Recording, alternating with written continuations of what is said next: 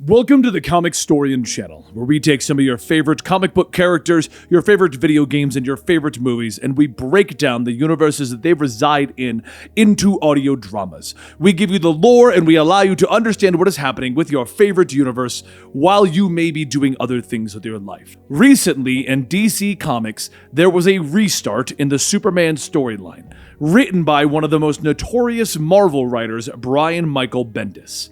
This run has been very divisive among the Superman fans, but as it has gone on, in my opinion, it's grown on me. As a celebration of Brian Michael Bendis leaving Marvel and coming over to work with DC, they ran multiple issues that were almost prequels to the Superman story that Brian Michael Bendis was going to write. Those storylines I don't believe we've covered here on the channel. But at the first issue of his actual ongoing series, there is a recap to catch you up to where he has sent the Superman family and how he has separated them. After you've listened to this video, let me know in the comments down below what you think of the direction that he is taking a fan-favorite superhero. And if you want to talk to me about it, join me over on Twitter, @Comicstorian. We're looking to build our presence there and would appreciate you following us and chatting with us about comic books.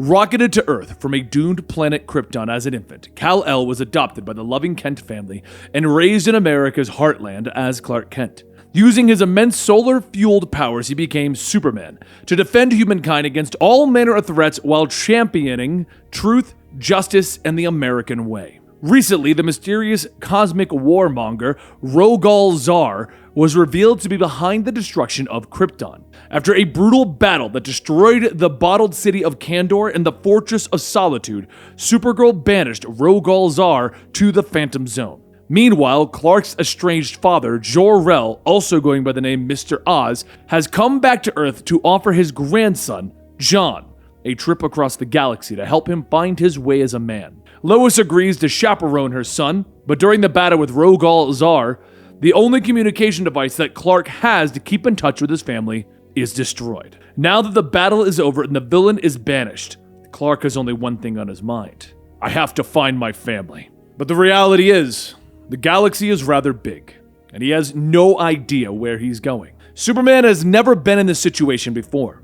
It's strange for him to not know what to do, only if there was a sign, and that's when he sees it. A flash of green. The Dominator Armada, 746 million miles away from the Earth, and it's headed straight to it. Years will go by and the Dominators will wonder how their invasion of Earth was stopped before they even got close. Superman flies through, dismantling the fleet of ships, thinking that this will hopefully make them rethink their plans. Probably not, but hopefully. Still though, this made his trip worth it, and it reminded him where he was actually needed. All he can do now is trust in Lois. He's just so alone. No Lois to fall asleep with, no John to argue about how boring school is.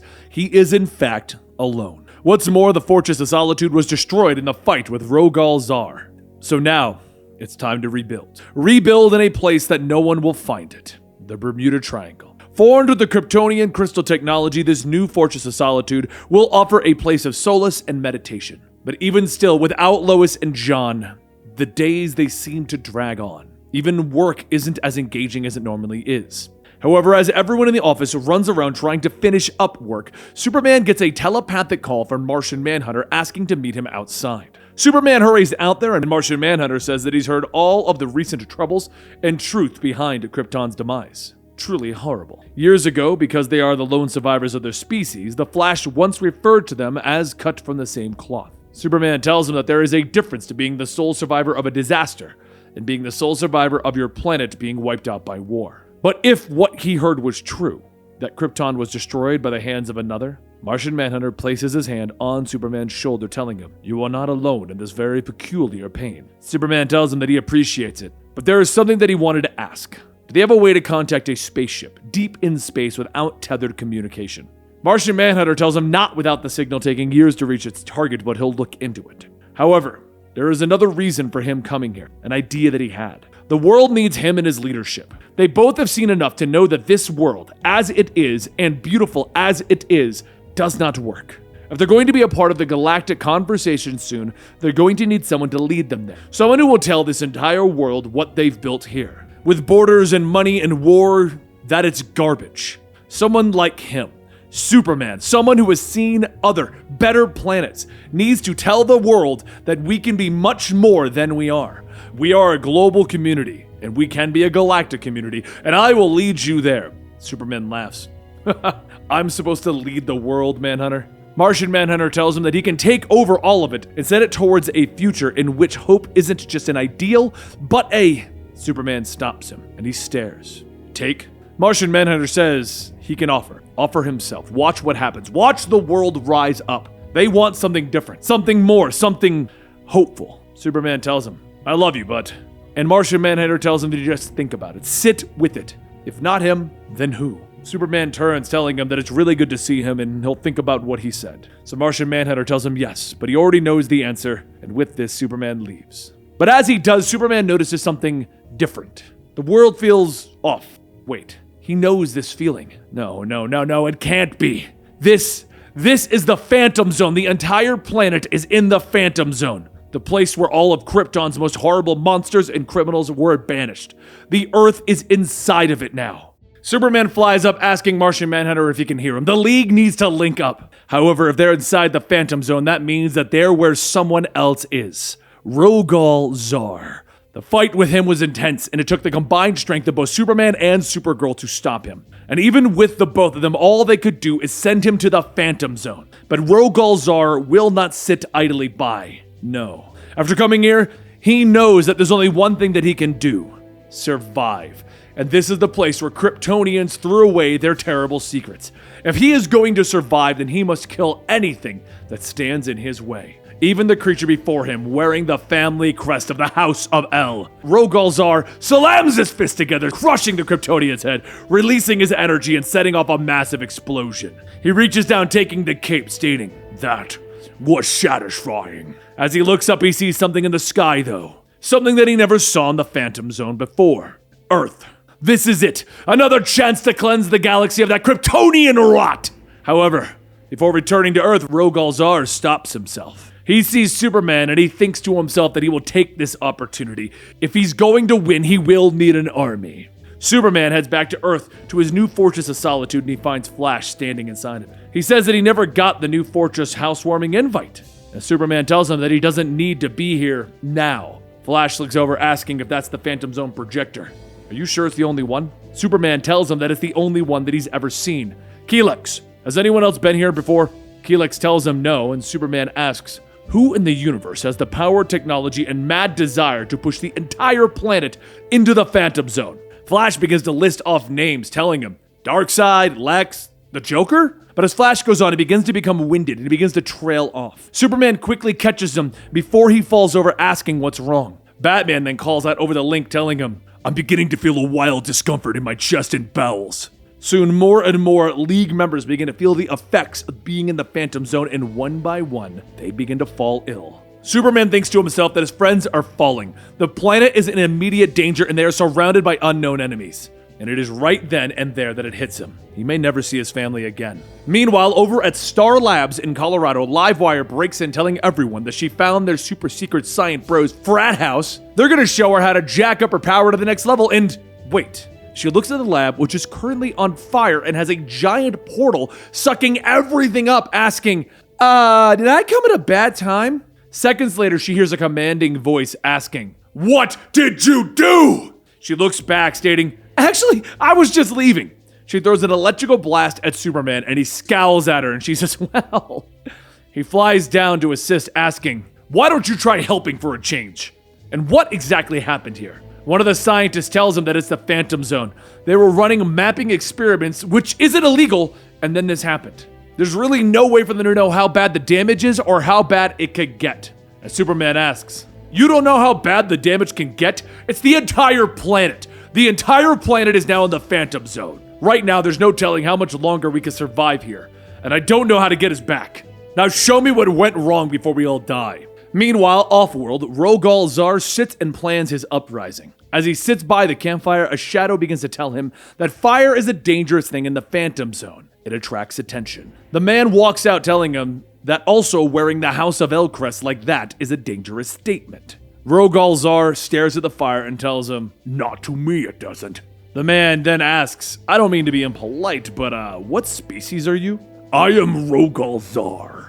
The man tells him that his name is Jax Rogal Zaar laughs. You're the one who destroyed the Wegthor, the moon of Krypton. You must have been here for a very long time. Jax tells him, yes, but also I've learned how this place works and who to make friends with. As some of the creatures slowly begin to creep out, Rogal Zaar tells him, you're in over your head.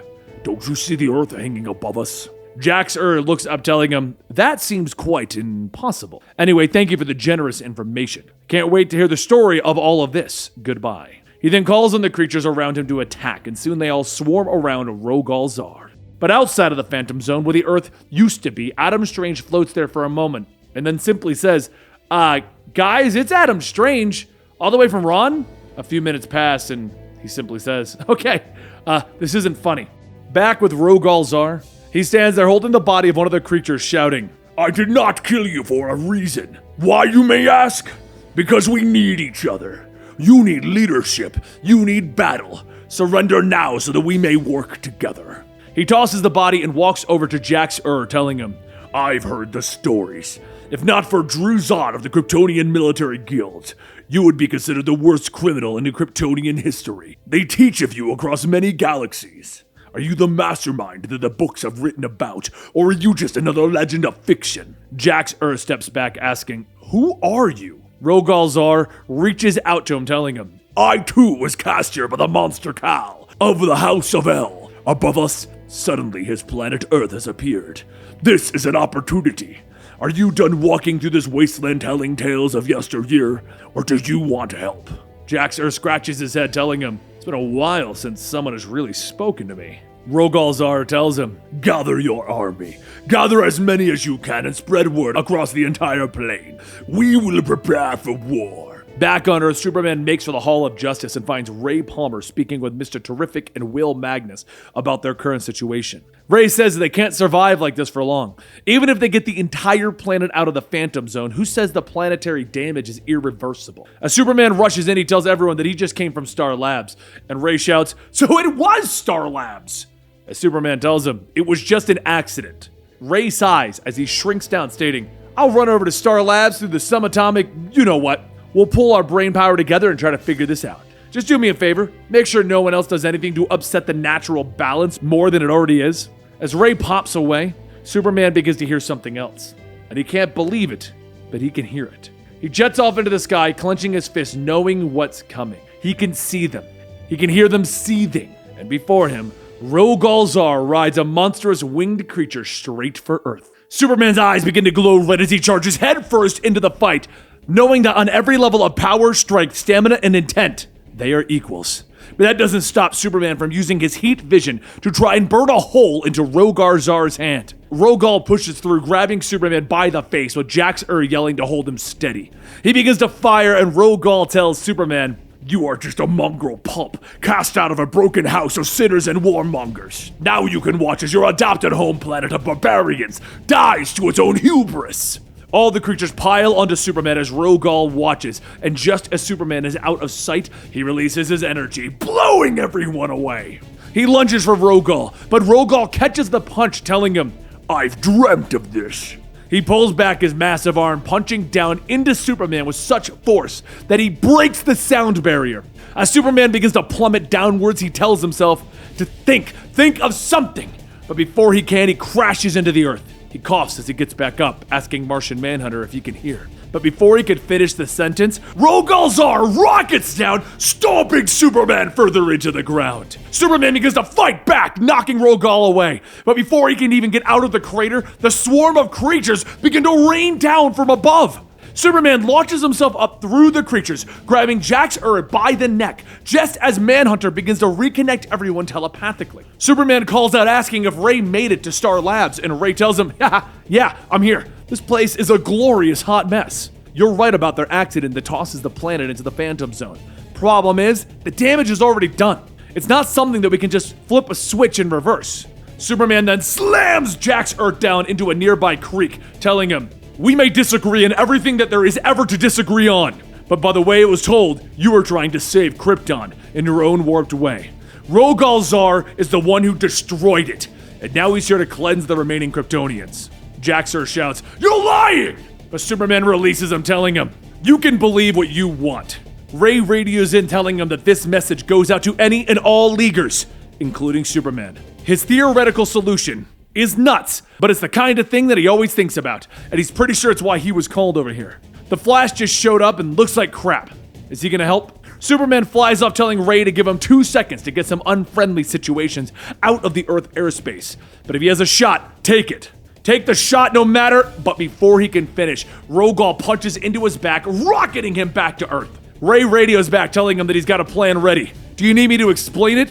Well, Superman asks him, does it involve you shrinking the entire Earth and then using the Phantom Zone projector to get it out of here and then reconstituting it on the other side? Ray tells him, it does. So Superman tells him, no, just do it.